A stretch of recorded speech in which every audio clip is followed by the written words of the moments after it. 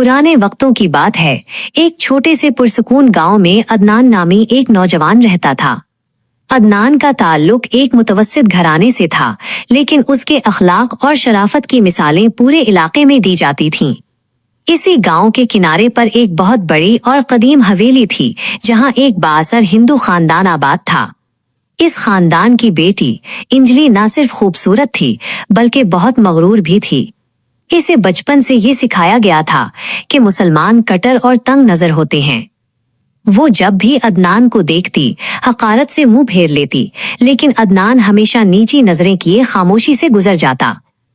एक तपती दोपहर अंजलि अपनी सहेलियों के साथ पास के जंगल से गुजर रही थी कि अचानक कुछ आवारा लड़कों ने उनका रास्ता रोक लिया। अंजलि की सहेलियां डरकर भाग गईं, लेकिन वो अकेली घेर ली गई।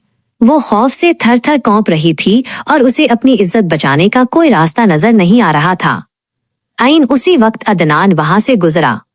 इसने जब एक नहती लड़की को मुश्किल में देखा तो अपनी जान की परवाह किए बगैर उन गुंडों के सामने खड़ा हो गया। मुकाबला सख्त था। अदनान को काफी चोटें भी आईं, लेकिन उसने हिम्मत न हारी और आखिरकार वो लड़के वहां से भागने पर मजबूर हो गए। अंजलि हैरत ज़दा खड़ी थी। उसने सोचा था कि अदनान उससे कोई सिला मांगेगा या कम से कम एहसान जताएगा, लेकिन अदनान ने एक लम्हे के लिए भी उसकी तरफ नहीं देखा। उसने अपनी चादर झाड़ी और सिर्फ इतना कहा, बहन, अब रास्ता साफ है, आप आराम से घर जा सकती हैं। ये बहन का लफ्ज अंजलि के कानों में हथौड़े की तरह बजा। वो शख्स जिसे वो हकीर समझती थी, आज उसी ने उसकी आबरू बचाई और बदले में उसे इज्जत का रिश्ता दे दिया। इस वाक़े के बाद अंजलि के दिल की दुनिया बदल गई। वो अक्सर खिड़की से अदनान को देखती, जो फजर के वक्त मस्जिद जाता और रात गए तक मेहनत मजदूरी करके घर लौटता। उसने देखा कि अदनान सिर्फ उसके साथ नहीं, बल्कि हर जी रूह के साथ नरमी बरतता है। एक दिन अंजलि से रहा न गया।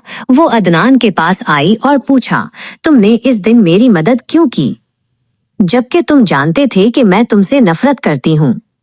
अदनान ने मुस्कुराकर जवाब दिया, नफरत का जवाब नफरत से देना इंसान का काम है, लेकिन बुरा करने वाले के साथ अच्छा करना मेरे नबी सल्लल्लाहु अलैहि वसल्लम की सुन्नत है। मेरा दीन मुझे सिखाता है कि इंसानियत की खिदमत ही असल इबादत है। इन लफ्जों ने अंजलि के दिल पर गहरा असर किया। इसने तजस्सुस में आकर कुरान पाक का तर्जुमा पढ़ना शुरू किया।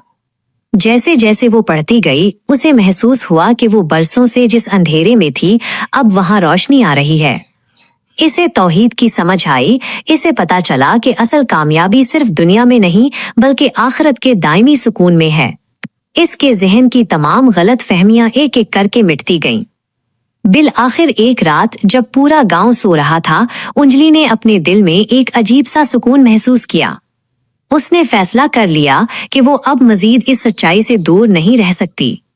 वो सुबह सवेरे अदनान के घर पहुंची और उसकी बूढ़ी माँ के सामने घुटनों के बल बैठकर रोते हुए कहा, मुझे वो कलमा सिखा दें जो इंसान को बदल देता है।